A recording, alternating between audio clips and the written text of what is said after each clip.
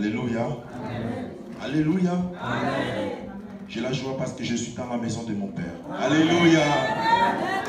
Manifestez votre joie avec moi ensemble.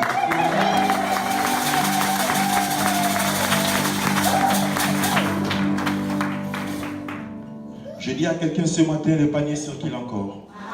Alléluia. Mais pour que le panier arrive à ton tour, ça demande des choses.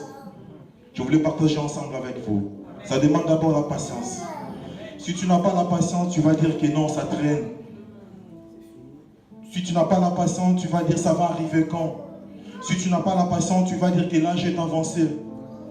Mais si tu es patient, tu verras la gloire de Dieu. Là, c'est la première chose. Deuxième chose, je vous dis, ne changez pas votre position.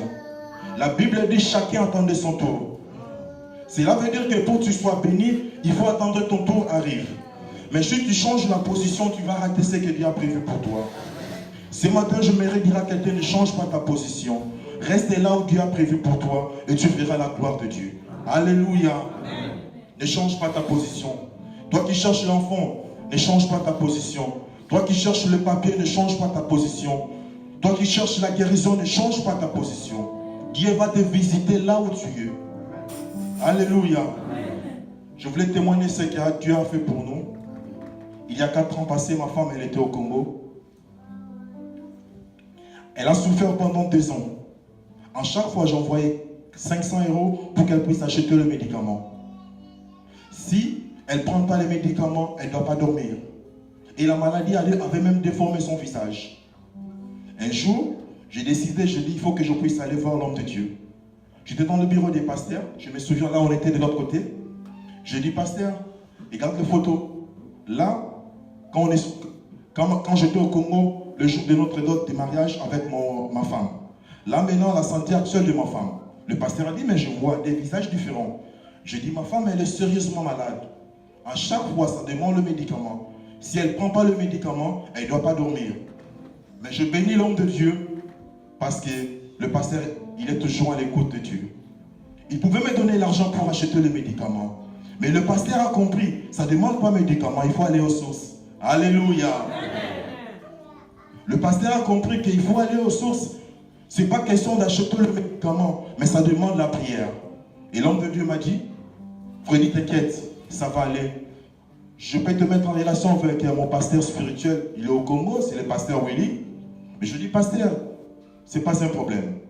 Le même jour, le pasteur m'a donné le numéro de son pasteur, le papa Willy.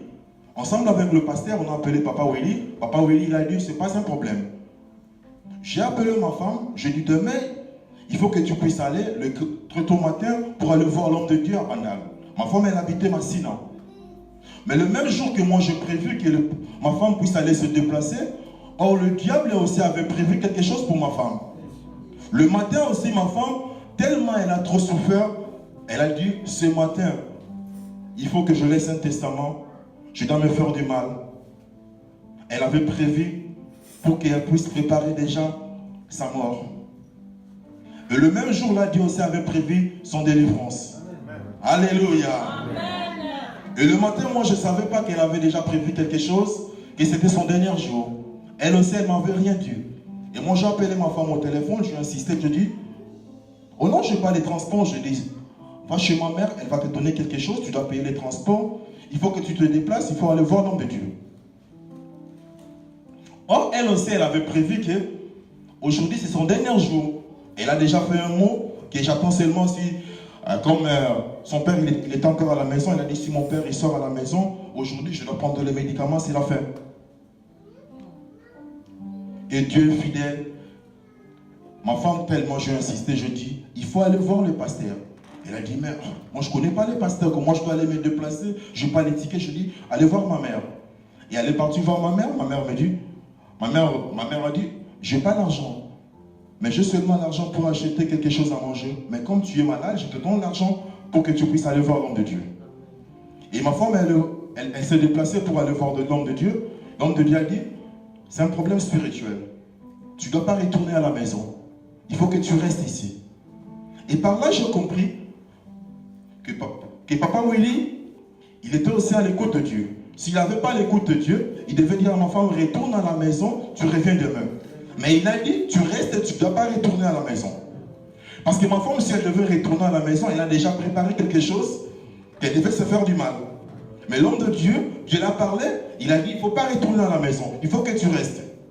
Et le même jour, l'homme de Dieu m'a appelé pour me dire, non Freddy, ta femme, il va rester ici pendant 2 semaines. Je dis, pasteur, comment il va rester là? Oh non, c'est un problème spirituel, il va rester pendant 2 semaines. Et bon, pour être bref, il a resté là pendant 2 semaines, le pasteur a prié pour lui. Et quand le pasteur a prié pour lui, le pasteur a dit, il ne faut pas continuer à prendre toujours les médicaments. Mais la médecine avait dit, le médecin avait dit, s'il ne prend pas le médicament, il ne peut pas dormir. Mais l'homme de Dieu a dit, il faut arrêter de prendre le médicament. Et le médecin aussi l'avait dit, qu'elle n'aura jamais d'enfant dans son vie. Qu'elle ne peut pas mettre au monde. Le médecin avait dit, c'est fini pour toi. La maladie que tu es en train de souffrir, c'est une maladie très grave. Tu ne peux pas avoir des enfants. Il faut prendre, je te donne un traitement à vie. Si tu ne prends pas ce médicament, tu ne vas pas bien dormir. Mais le pasteur a dit qu'il devait arrêter de prendre le médicament. Le pasteur m'a appelé, il a dit, ne t'inquiète pas, ça va aller. Et moi-même, je dis, mais là, je trouve ça devient compliqué. Le pasteur a dit qu'il arrête de prendre le médicament. Le médecin avait dit qu'il devait continuer à prendre le médicament. Bon. Je commençais à prier, je bénis Dieu. J'avais rien sur mon compte. Mais Dieu avait prévu quelque chose. Je suis allé voir mon grand frère, Veike. Je dis, en tout cas, j'ai rien. Mais je sens quelque chose qui me pousse que je puisse faire de démarche pour ma femme. Que je puisse faire les leçons au Congo. Il a dit, mais j'ai un ami, il fait aussi le démarche, mais il demande 10 000 euros. J'ai dit, 10 000 euros? Mais moi, j'ai rien. Oh non, il demande 10 000 euros. Maintenant, je donne son numéro, tu peux l'appeler. Et j'ai appelé ce monsieur-là. Le monsieur m'a dit, tu peux m'avancer 5 000, le reste, c'est quand tu auras le visa. Bon, j'ai dit, bon, là, maintenant, j'ai rien, mais je te rappelle dans 2 semaines. J'ai appelé ce monsieur dans 2 semaines, j'avais rien, mais je n'ai pas compris. Quelqu'un qui m'a appelé pour me donner du boulot, et après, on m'a payé 1 000 euros, j'ai emprunté quelque part, ça fait 5 000 euros, j'ai donné au monsieur là. Après 1 semaine, le monsieur qui m'appelle, il a dit, mais non, ta femme a eu le visa. Après 1 semaine, il m'appelle, ta femme a eu le visa, il faut que tu me donnes la somme là qui restait. Je dis, bon, qu'est-ce que je peux faire? Bon, bref, j'ai cherché l'argent pour donner le monsieur. Et après, ma femme, elle est arrivée ici au pays, ici en Europe. Après quelques semaines, la personne qui avait fait le démarche pour ma femme, il est décédé.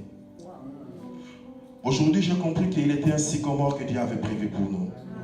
Alléluia. Dieu avait prévu un sycomore pour moi pour voir la gloire de Dieu. Le dernier démarche, c'était seulement le démarche de ma femme. Et après, il est mort. Arrivé en Europe, le bon Dieu, il sait que pour être bien en Europe, ça demande le papier. Dieu aussi l'a donné un titre de séjour de 10 ans. Alléluia.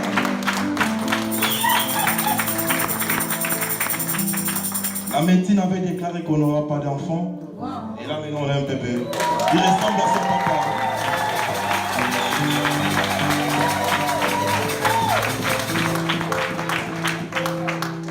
Il ressemble à son papa. C'est pourquoi je vous dis, le panier circule encore. Peut-être tu as la même citation que nous, mais je te dis, le panier circule encore. Ne change pas ta position. Reste là où Dieu va te visiter. Chacun attendait son tour. La personne qui était là au dernier, son tour était arrivé. Ton tour va arriver. Que Dieu vous bénisse.